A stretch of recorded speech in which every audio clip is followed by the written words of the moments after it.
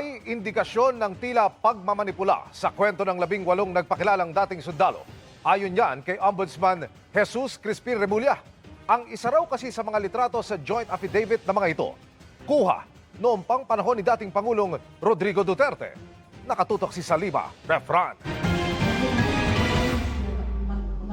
Sa mga litratong sinumite sa joint affidavit ng 18 dating sundalo ng pagde-deliver umano ng mali-maletang pera sa ilang opisyal at personalidad, sabi ni Ombudsman Jesus Crispin Remulla, may nakitang isa na hindi raw tumutugma sa timeline ng kanilang kwento. When we investigated that angle, it appears that this delivery was done during the time of Speaker Lord Velasco. Duterte time, definitely yung isa ron. Yung isang na-point out sa akin, na nag-inform sa akin. Hindi dinukoy ni Remulla kung alin sa mga litrato ito.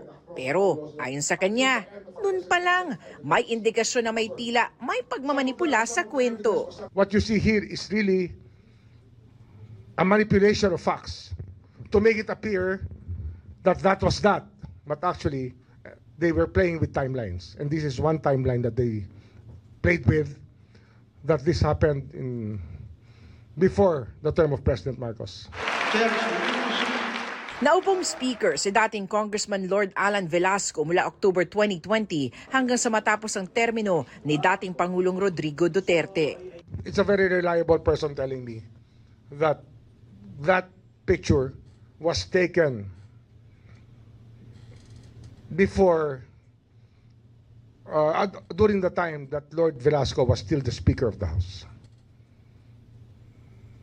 So there was a delivery of money already at that time. Tinukoy naman ni Remulla si dating Congressman Mike Defensor na nasa likod umano ng litrato at kwento. Pero may isa pa umanong mambabatas na sumususog nito. I have reason to believe that Mike Defensor was called to task already by people concerned with that picture that was shown.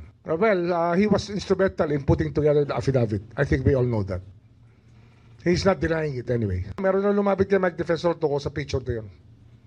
Sige, tanungin niyo siya kung sino yun. He might want to tell you. Congress. Member of Congress.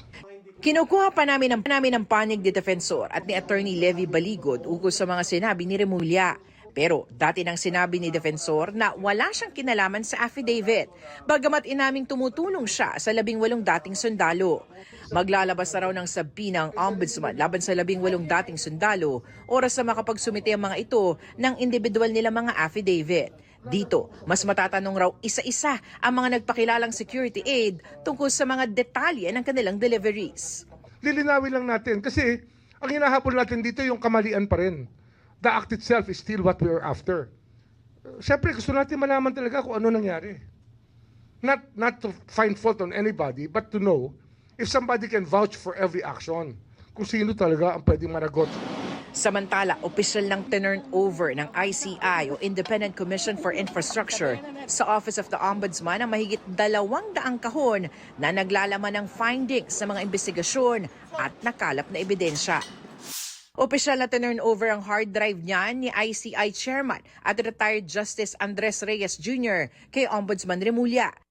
Sa isang pahayag, sinabi ni Reyes na nakamit na ng ICI ang kanilang mandato at hanggang March 31 na lang ang kanilang operasyon.